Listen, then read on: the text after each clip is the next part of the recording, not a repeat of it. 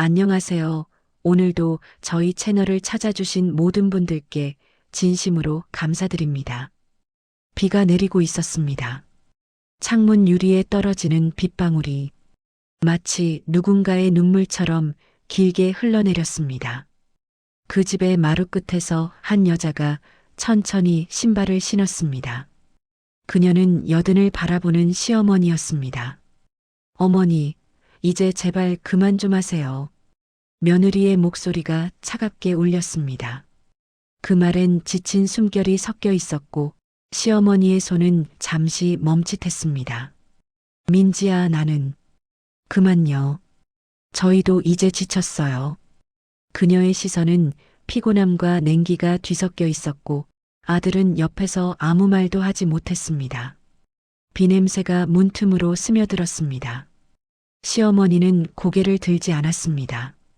그녀의 작은 여행 가방 하나가 현관 옆에 놓여 있었습니다.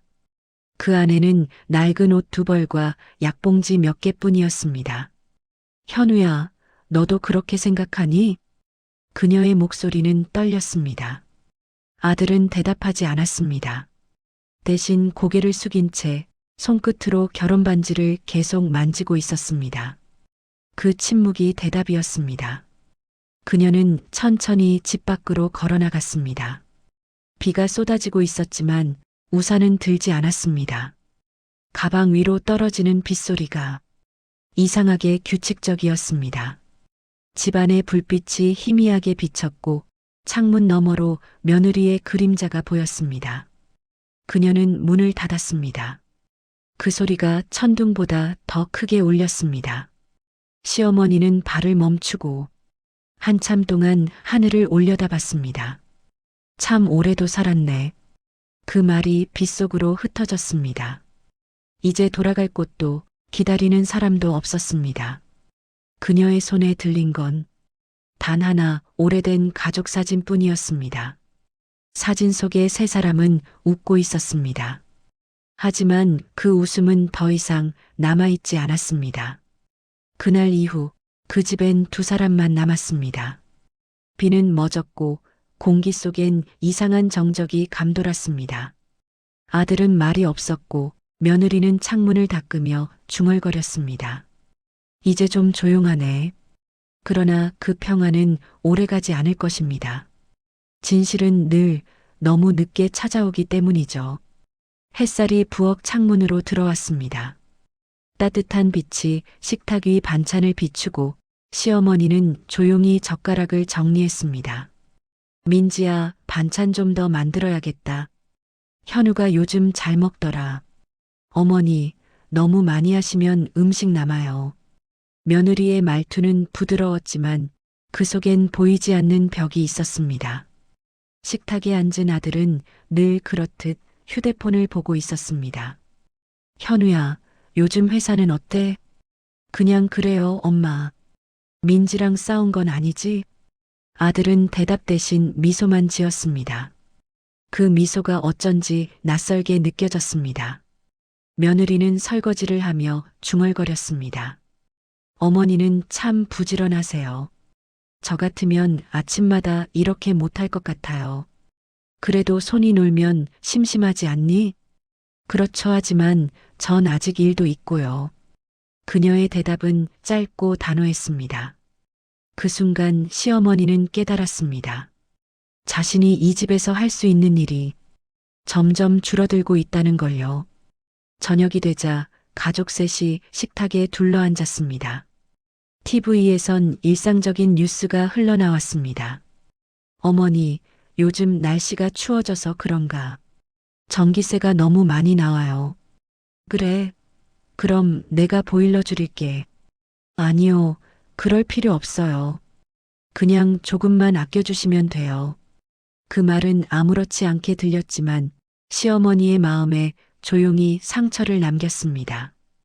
밤이 되자 시어머니는 자신의 방문을 닫았습니다.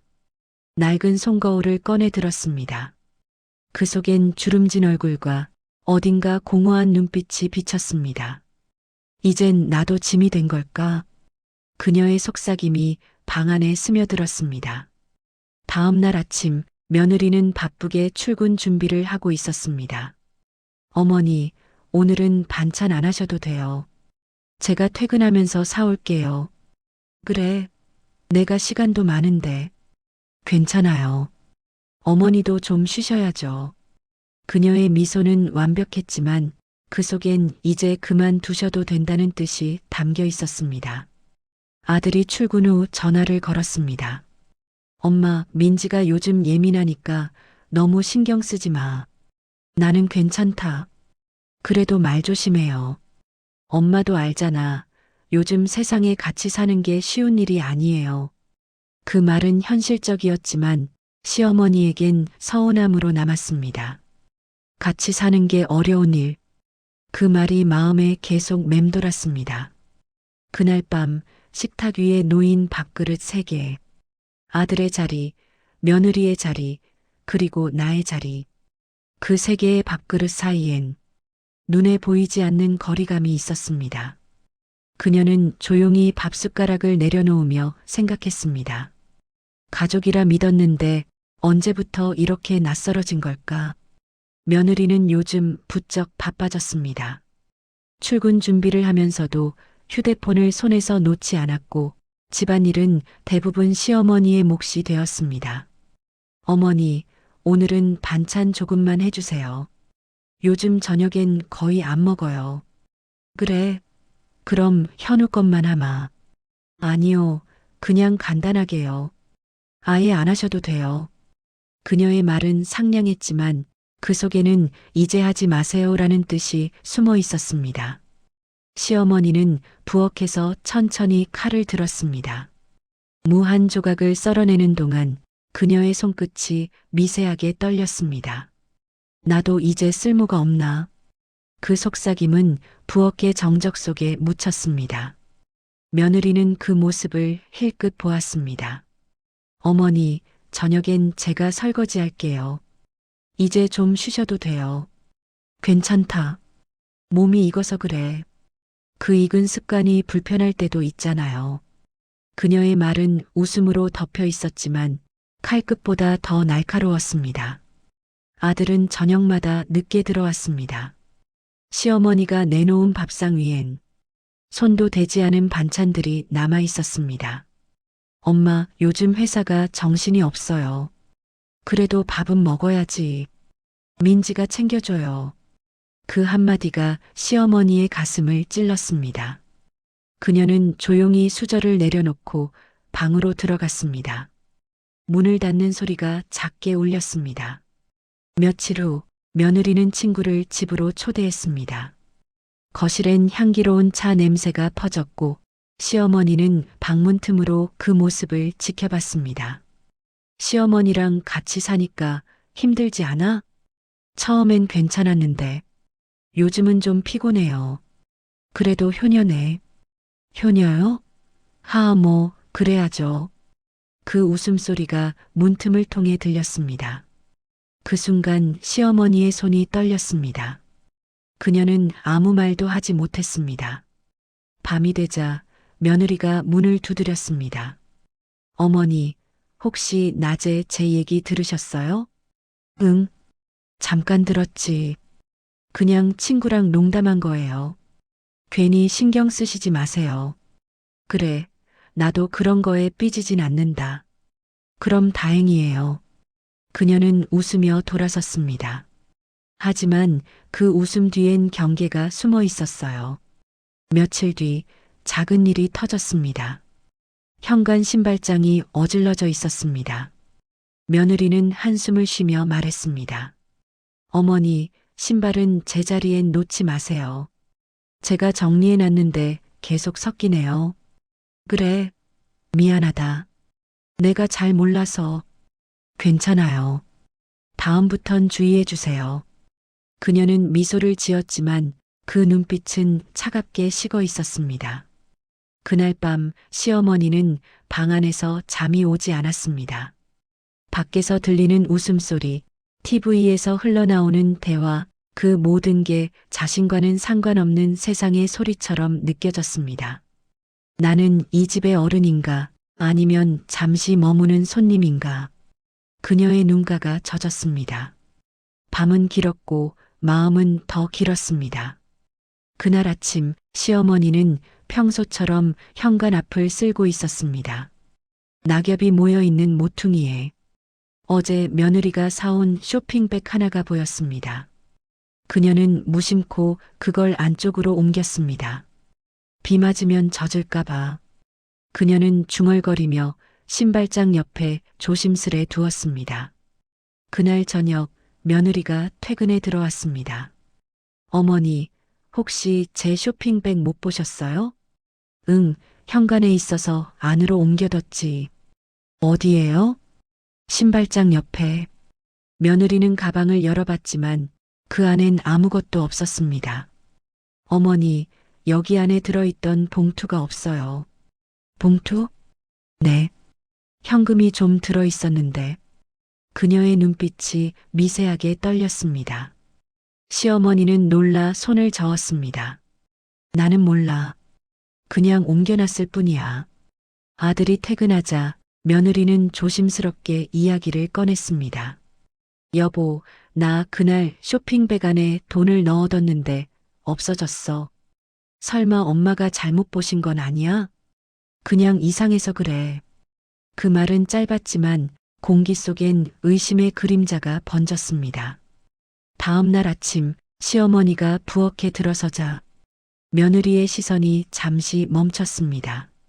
그녀는 평소보다 부엌 정리를 깔끔히 하고 있었고 수저통의 위치마저 바꿔놓았습니다. 어머니, 이제 물건은 제가 정리할게요. 괜찮다. 손이 익어서 편한데. 그래도 혹시 헷갈리면 곤란하잖아요. 그녀는 미소를 지었지만 그 미소는 낯설고 차가웠습니다. 며칠 뒤 며느리의 친구가 또 집에 왔습니다. 거실에서 들려오는 대화가 시어머니의 귀에 들어왔습니다.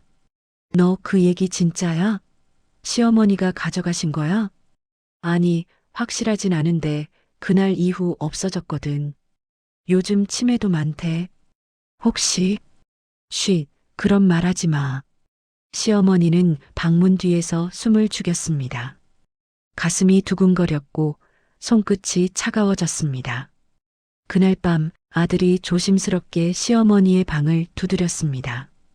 엄마, 혹시 쇼핑백 안에 뭐 있었는지 기억나요? 현금이 있었다고 하더라. 정말 못 보셨어요? 현우야, 나 그런 짓 안 한다. 그녀의 눈이 젖었습니다. 하지만 아들의 표정엔 여전히 의심이 남아 있었습니다. 며느리는 거실 불을 끄며 중얼거렸습니다.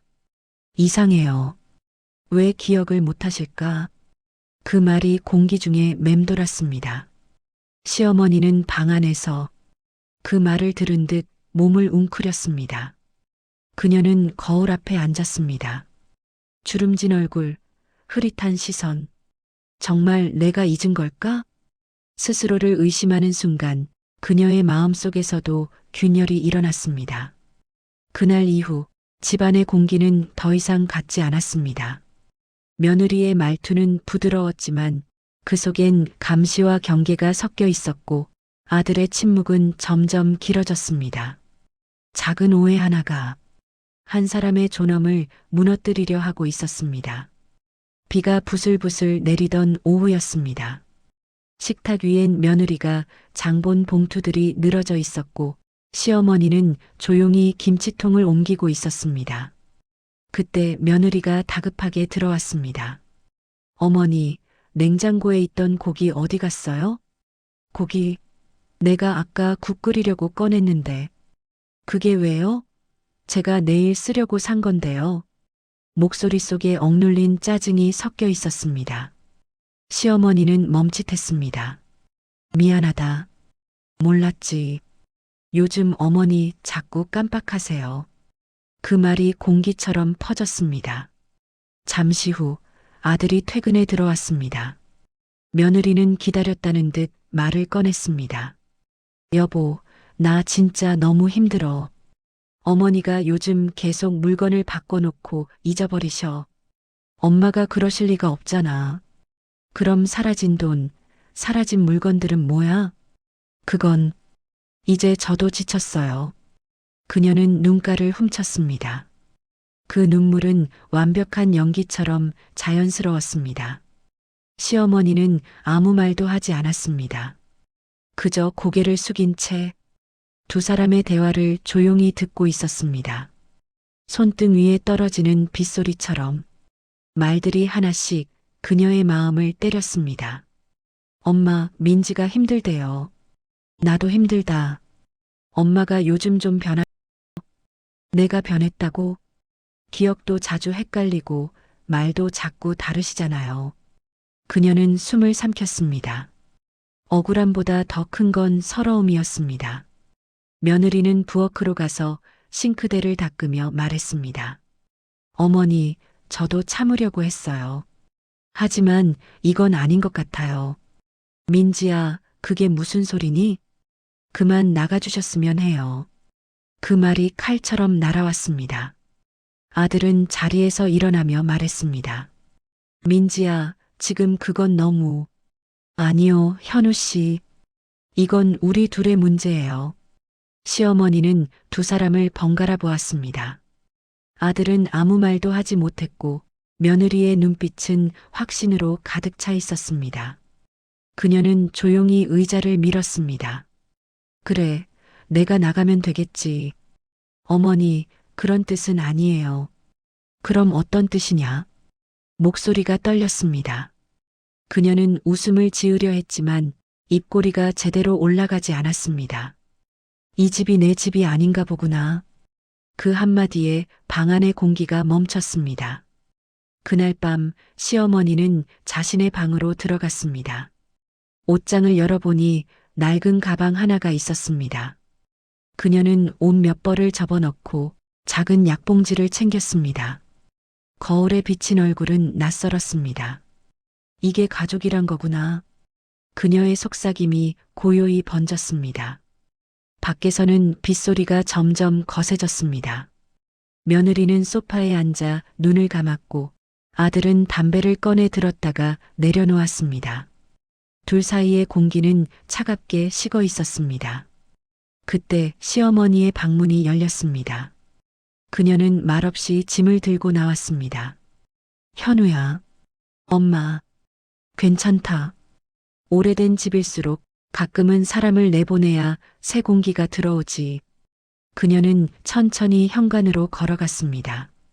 문이 닫히는 소리, 그게 세 사람의 마지막 대화가 되었습니다. 비는 그칠 줄 몰랐습니다. 시골길의 가로등은 희미하게 깜빡였고 젖은 흙냄새가 공기 속에 묻어 있었습니다. 시어머니는 작은 가방을 한 손에 들고 천천히 걸음을 옮겼습니다. 현우야, 어릴 땐 비 맞는 거 싫다던 아이였는데. 그녀는 중얼거리며 웃었습니다. 웃음 속에는 눈물이 섞여 있었습니다. 버스 정류장에 도착하자 낡은 벤치가 그녀를 기다리고 있었습니다. 빗물이 스며든 벤치 위에 조심스럽게 앉으며 그녀는 가방을 무릎 위에 올려놓았습니다. 손끝이 차가웠습니다. 가방 속에는 오래된 가족 사진 한 장, 그리고 아들이 어린 시절 썼던 그림 편지 한 장이 들어 있었습니다. 그녀는 사진을 바라보다가 손가락으로 천천히 아들의 얼굴을 쓸었습니다. 내가 뭘 그렇게 잘못했을까? 그녀의 목소리가 빗소리에 섞여 사라졌습니다. 길가에 개 짖는 소리, 멀리 지나가는 트럭 소리, 모두 낯설게 들렸습니다. 비는 얼굴을 타고 흘렀고 그녀는 그걸 닦을 생각조차 하지 않았습니다. 마치 그 눈물이 씻어내야 할 무언가라도 되는 듯이요. 시간이 얼마나 흘렀는지 몰랐습니다. 정류장 옆 자판기 불빛이 꺼지고 도시의 소음조차 사라졌습니다. 그녀는 가만히 하늘을 올려다봤습니다. 검은 구름 사이로 희미한 새벽빛이 비쳤습니다. 오늘도 아침은 오는구나. 그녀는 한숨을 내쉬며 말했다. 그 말에는 체념도 희망도 없었습니다. 그저 살아온 세월을 인정하는 듯한 목소리였죠. 그때 한 남자가 우산을 들고 다가왔습니다. 어르신, 비 많이 오는데 여기 계시면 안 돼요. 그는 근처 편의점 직원이었습니다. 아이고, 괜찮아요. 금방 갈 거예요. 그래도 이 밤엔 위험해요. 괜찮아요. 조금만 여기서 쉬었다 갈게요. 직원은 잠시 망설이다가 자신의 우산을 벤치 옆에 두고 떠났습니다. 그녀는 그 우산을 바라보았습니다. 낯선 사람은 이렇게 따뜻한데 그녀의 목소리는 바람에 실려 흩어졌습니다. 새벽이 다가오자 비는 조금씩 잦아들었습니다. 하늘이 밝아오고 길가의 논두렁 사이로 안개가 피어올랐습니다. 그녀는 천천히 자리에서 일어났습니다. 젖은 가방을 들고 무겁지 않은 듯한 걸음으로 발을 옮겼습니다. 현우야, 너도 이 비를 보고 있을까? 그녀의 속삭임은 그 길 위의 마지막 메아리처럼 사라졌습니다. 며칠이 흘렀습니다. 그동안 비가 그치고 하늘엔 맑은 햇살이 비쳤습니다. 하지만 그 집의 공기는 여전히 무거웠습니다. 아들은 식탁에 앉아 커피를 마시고 있었고 며느리는 그 앞에서 말없이 휴대폰을 스크롤하고 있었습니다. 둘 사이엔 어색한 정적이 흘렀습니다. 엄마 요 며칠 연락 없네. 아들의 목소리는 낮고 조심스러웠습니다. 그냥 친구 댁에 가신 거겠죠. 며느리는 태연하게 말했습니다. 전화도 안 받으시고 병원 약도 안 타셨다더라. 현우 씨, 어머니는 어른이에요. 조금은 혼자 계셔도 괜찮아요. 그녀의 말은 합리적이었지만 그 안엔 냉정한 무관심이 숨어 있었습니다. 그날 오후 아들은 회사에서 전화를 한 통 받았습니다. 혹시 김순자 어르신 가족 되세요? 네, 맞습니다. 여기 보건소인데요. 어르신이 길가에서 쓰러지신 걸 주민이 신고하셨어요. 순간 손에 쥔 커피가 떨어졌습니다. 잔이 깨지는 소리가 방 안에 울렸습니다. 병원으로 달려간 아들의 얼굴은 창백했습니다. 응급실 침대 위 시어머니는 산소호흡기를 단 채 누워 있었습니다. 눈가엔 멍이, 손등엔 빗물 자국이 남아 있었습니다. 마치 빗속을 오래 걸은 사람처럼요. 엄마. 그는 손을 잡았습니다. 차가운 손끝이 그의 손바닥을 스쳤습니다. 그 순간 죄책감이 몸을 짓눌렀습니다. 간호사가 다가와 조용히 말했습니다. 어르신이 발견될 때 가방 안에 편지가 한 장 있었어요. 편지요? 내용은 모르겠는데 아드님 이름이 적혀 있더라고요. 봉투엔 현우에게라는 글씨가 흔들리게 적혀 있었습니다. 그는 손이 떨리는 채로 봉투를 열었습니다. 안에는 오래된 가족사진 한 장과 짧은 글이 있었습니다. 현우야, 나도 많이 부족했다. 그래도 엄마는 늘 내가 자랑스러웠다. 너무 늦게 말하는 미안함이 세상 끝까지 따라올 것 같다. 그는 그 자리에서 무너졌습니다. 눈물이 끊임없이 흘렀습니다. 며느리가 병원으로 뛰어왔습니다. 어머니, 정말 이렇게 될 줄 몰랐어요. 그녀의 목소리가 떨렸습니다. 하지만 아들의 눈빛은 그녀를 향하지 않았습니다. 민지야, 그날 엄마가 치매라고 했지? 그게 그냥 의심이었어요. 왜 그런 말을 했어? 그냥 불편했어요. 그 말이 공기 중에 오래 머물렀습니다. 아들의 얼굴엔 분노도 슬픔도 아닌 텅 빈 표정만 남았습니다. 이웃 어르신이 병문안을 왔습니다. 아유, 현우야, 너 그날 알았니? 무슨 말씀이세요? 너희 어머니가 내 생일 준비하시더라. 며느리 주려고 옷도 사두셨던데. 그 말이 칼처럼 가슴을 찔렀습니다. 아들은 벽에 기대어 주저앉았습니다. 엄마가 그랬다고요? 그럼 그 사람은 늘 가족 걱정뿐이었어. 그의 어깨가 흔들렸습니다. 눈물이 바닥에 떨어졌습니다. 엄마, 왜 그 말을 그땐 못 들었을까? 밤이 되자 병실의 불이 하나둘 꺼졌습니다. 침대 위에서 시어머니의 호흡은 약해졌습니다. 아들은 손을 꼭 잡은 채 속삭였습니다. 엄마 이제 다 알아요. 이제야 알겠어요. 그의 눈가가 붉어졌습니다. 늦게 알아서 미안해요. 그녀의 손끝이 미세하게 움직였습니다. 그리고 아주 작게 입술이 떨렸습니다. 괜찮다. 그 마지막 한마디가 그의 가슴에 박혔습니다. 병실의 공기가 무겁게 가라앉아 있었습니다. 시어머니의 호흡은 약해졌고 기계의 작은 삐소리만이 공간을 채우고 있었습니다. 아들은 의자에 앉은 채 고개를 숙이고 있었습니다. 며느리는 벽 쪽에 서서 손끝을 꼭 쥔 채 말을 잇지 못했습니다. 현우 씨, 나 어머니께 미안하다고 말하고 싶어요. 지금 그 말이 무슨 의미가 있어?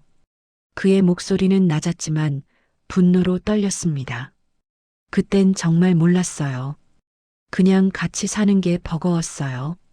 그래서 엄마를 내쫓았어? 그게 아니라니? 그날 당신 입으로 나가주세요라고 했잖아. 그녀는 말을 잃었습니다. 그날의 장면이 떠올랐고 그때의 자신이 너무 낯설게 느껴졌습니다. 아들은 조용히 자리에서 일어나 병상 옆에 놓인 편지를 다시 꺼냈습니다. 손끝이 떨렸고 종이는 이미 여러 번 접힌 흔적이 있었습니다. 그는 편지를 펼쳐 들었습니다. 사람은 다 늙고 잊는다고 하지만 나는 너를 한 번도 잊은 적이 없다. 내가 아빠 없이 자랄 때 울던 얼굴이 아직도 기억난다. 그때 약속했지. 내가 너한텐 항상 따뜻한 집이 되겠다고. 그는 입술을 깨물었습니다. 눈물이 떨어져 종이 위에 글씨가 번졌습니다. 그 모습에 며느리는 끝내 울음을 터뜨렸습니다. 현우 씨, 나 정말 후회돼요. 어머니가 그렇게 착한 분이신 줄. 그땐 왜 그렇게 미웠는지 모르겠어요. 미운 건 괜찮았어. 근데 당신은 그걸 증명하려고 했잖아. 엄마가 잘못했다고 믿게 만들었잖아. 그녀의 무릎이 풀렸습니다. 바닥에 앉은 채 눈물을 쏟아냈습니다. 이제 어떻게 해야 해요? 이제 늦었어. 그의 대답은 단호했고 동시에 슬펐습니다. 그날 밤 병실 창밖엔 달빛이 희미하게 비쳤습니다. 시어머니의 손끝이 아주 미세하게 움직였습니다. 아들은 조용히 손을 감싸 쥐었습니다. 엄마 나야, 현우야. 그녀는 눈을 아주 살짝 떴습니다. 그 눈빛엔 두려움도 원망도 없었습니다. 그저 안다는 듯한 평온함만 있었습니다. 그녀의 입술이 작게 떨렸습니다. 다 괜찮다. 그 한마디가 그의 마음을 완전히 무너뜨렸습니다. 심장 모니터의 소리가 길게 이어졌습니다. 아들은 그 자리에 앉은 채 손을 놓지 못했습니다. 며느리는 뒤에서 울고 있었습니다. 시간이 멈춘 듯 고요했습니다. 진실은 드디어 밝혀졌지만 그 대가는 너무나 컸습니다. 며칠 뒤 장례식장. 하얀 국화꽃이 조용히 놓여 있었습니다. 아들은 검은 양복 차림으로 절을 했습니다. 며느리는 무릎을 꿇고 눈을 감았습니다. 어머니 용서해 주세요. 그녀의 목소리가 떨렸습니다.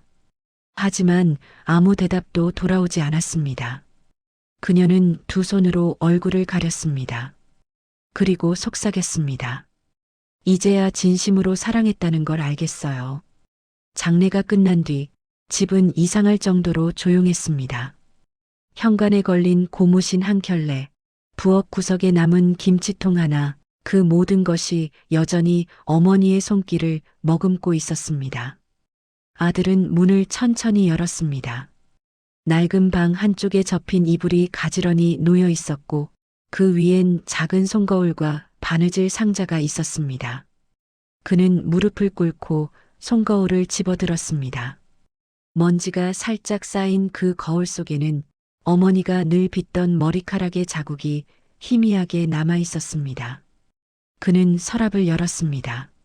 안에는 낡은 노트 한 권이 들어 있었습니다. 표지에는 살림 메모라고 적혀 있었지만 안쪽엔 깨알 같은 글씨로 하루하루의 일상이 적혀 있었습니다. 민지가 좋아하는 나물, 내일은 더 삶아야겠다. 현우가 피곤해 보여 미역국 끓여야지. 가끔은 나도 서운하지만 그게 사랑이겠지. 그는 한 장 한 장 넘기다가 손을 멈췄습니다. 마지막 장엔 이런 문장이 적혀 있었습니다. 내가 이 집에서 할 수 있는 일은 이제 없다. 그래도 오늘 저녁 민지가 웃었다. 그 웃음이면 됐다. 그 글자를 보는 순간 아들의 어깨가 떨렸습니다. 눈물이 노트 위로 떨어져 번졌습니다. 창문 밖에선 노을이 지고 있었습니다. 빗물 자국이 아직 남은 유리창 사이로 햇살이 천천히 들어왔습니다. 그 빛이 방 안의 사진틀을 비쳤습니다. 가족사진 속 세 사람은 웃고 있었습니다. 어머니, 아들, 그리고 며느리. 그 미소는 지금보다 훨씬 따뜻했고 그때의 평화가 다시는 돌아오지 않으리란 걸 그는 이제야 깨달았습니다. 며느리가 문 밖에서 조심스럽게 들어왔습니다. 손에는 하얀 국화 한 송이가 들려 있었습니다. 그녀는 말없이 꽃을 이불 위에 올려놓았습니다. 그리고 조용히 말했다. 어머니, 그때는 몰랐어요. 이제라도 사랑한다고 말하고 싶어요. 아들은 그녀를 바라봤습니다. 그의 얼굴엔 여전히 분노와 슬픔이 섞여 있었지만 그 안엔 조금의 연민이 보였습니다. 민지야. 네. 엄마가 그 말을 듣고 싶어 했을 거야. 그녀의 눈에 눈물이 고였습니다. 밤이 깊어가자 아들은 방에 불을 끄고 창문을 열었습니다. 시원한 바람이 커튼 사이로 흘러들었습니다. 달빛이 방 안의 어둠을 부드럽게 덮었습니다. 그는 마지막으로 속삭였습니다. 엄마, 이제 편히 쉬세요. 그 말이 공기 속에서 사라지자 바람이 살짝 스쳐 지나갔습니다. 그 순간 어머니의 방 안은 이상하리만큼 따뜻했습니다. 다음 날 아침 그는 부엌에서 어머니의 레시피를 꺼내 들었습니다. 된장찌개, 나물무침, 고등어 조림. 그녀가 남긴 글씨 위로 세 손길이 이어졌습니다. 이젠 내가 할 차례다. 그는 혼잣말처럼 말했습니다.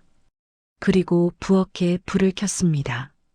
그 불빛은 어머니가 떠난 자리에서 다시 한번 살아나는 듯 했습니다. 좋아요, 구독, 댓글은 저에게 큰 힘이 됩니다. 감사합니다. 행복하세요.